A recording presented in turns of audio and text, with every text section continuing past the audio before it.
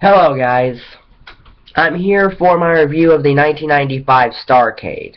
I got a little bit of a cold, but I'm still going to review this show for you. This show aired on December the 27th, 1995, 2 days after Christmas. In the Municipal Auditorium in Nashville, Tennessee. There were 9 matches on this show, 7 of which are a best-of-7 competition between WCW and New Japan Pro Wrestling called the World Cup of Wrestling. So, we begin with Chris Benoit of WCW. He's taking on Jushin Thunder Liger of New Japan. Good match here, 2.5 stars. Kevin Sullivan interferes in the match and allows Liger to win. Liger should have got a clean victory here. So, that's why it's a 2.5 star match. So that puts New Japan up 1-0. The second match is Alex Wright representing WCW. He's taking on Koji Kanemoto representing New Japan. Good match here. 3 stars.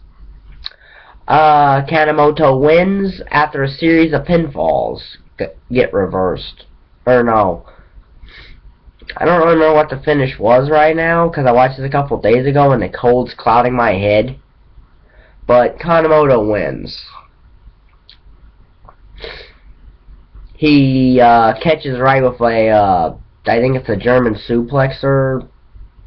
He puts Wright's head hits the turnbuckle and then he covers him after that. That's how he wins. Yeah. So that puts New Japan up 2-0. Next match is Lex Luger of WCW taking on Masahiro Chono of New Japan. 1 star here. Luger wins with a torture rack, which puts WCW on the board 1-0.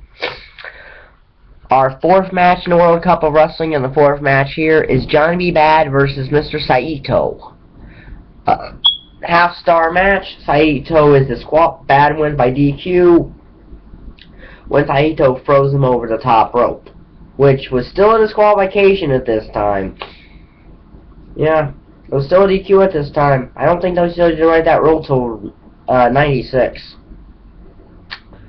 So that evened the score at 2-all. So the 5th match is Eddie Guerrero representing WCW. He's taking on Shinjiro Ootani of New Japan. Ootani is, of course, for people who don't know, he was the first person to win the WCW Cruiserweight Championship. That he would only hold for like 2 weeks and then drop it to Dean Malenko. But just figured I'd put that in there. Good match here. This is a 3-star match. Ootani wins after a series of pinfalls. He gets the pin with it. Good match though. 3 stars. Rare. 2 3-star matches on one show. Our 6th match that puts New Japan up, by the way, 3-2. The 6th match is Macho Man Randy Savage of WCW. He's taking on Tensan of New Japan. 1 star. Savage wins, tying it up at 3-3. Meaning it'll come down to the final match in the World Cup of Wrestling to decide the World Cup of Wrestling. And that is Sting versus Kensuki Sasaki, who is the U.S. champion, who had actually defeated Sting over in Japan a couple months prior to this. Okay match, 1.5 stars. Sting wins and gives WCW the victory 4-3 in the World Cup of Wrestling, which is what it should have been.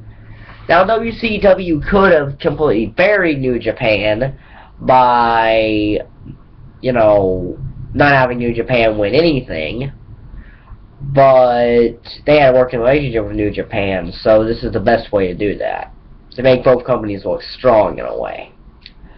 So then we get a triangle match, and the winner will face Randy Savage for the World Championship in the main event. And what's a triangle match? Well, a triangle match is essentially a triple threat match with one guy outside the ring. but the same factor works. At least that's how this triangle match worked. When they did this at Fall Brawl 94, it worked far differently, because that was 2 matches, and you had to win 2 matches to win the match. 2 guys started, and when one of them was pinned or submitted, the other one came in, and that's how you had to win the match. So this is a triple threat match with just one guy outside the ring. It's Ric Flair versus Sting versus Lex Luger.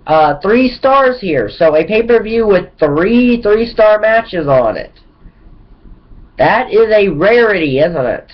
I don't think I've ever had a pay-per-view in any series I've done, or any wrestling-related review I've done, have 3 3-star matches in it. So, this is a good match. Finish comes, Luger's got Sting in the torture rack, but Sting's feet hit the referee, knocking the referee down. Flair clips Luger. Luger goes outside. Flair then throws Sting over the top rope, goes over to the corner, and the referee counts both Sting and Luger out, which means Flair wins the match. Now, Flair was not the legal man in the ring, but the 2 legal men were counted out, so by default, Flair wins.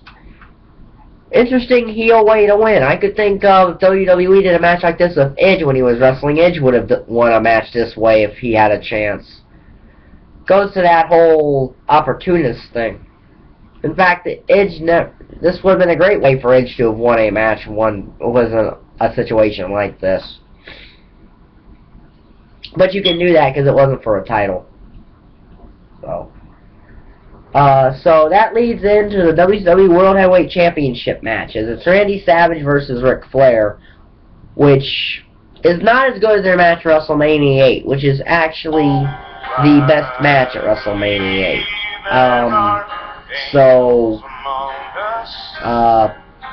Yeah. This is 1.5 stars. Flair wins. And he does what I think is an unwarranted blade job. He does an unwarranted blade job because he, he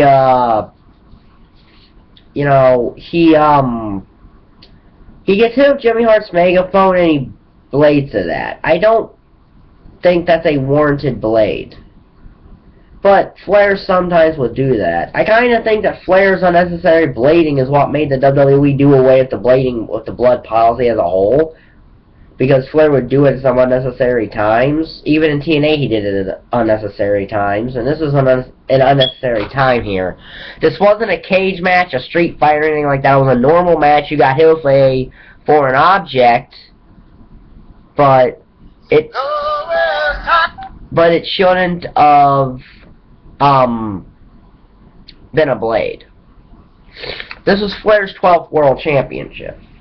So, our total star rating here is 17 out of a possible 45. So, it's just under the C range, so it's a D+ show. If it didn't have those 3 3-star matches, it probably would have been a really bad show, but the 3 3-star matches actually saved the show. So, next in the review series will be Starrcade 96, which I haven't even watched yet. When I do, that'll be up probably Monday night. And then you're not going to get a video from me till right after Christmas, because I'll be gone. So, I might take the laptop with me. I don't know, but if you like the video, hit the like button down there, hit the subscribe button down there, and thank you for watching. Bye.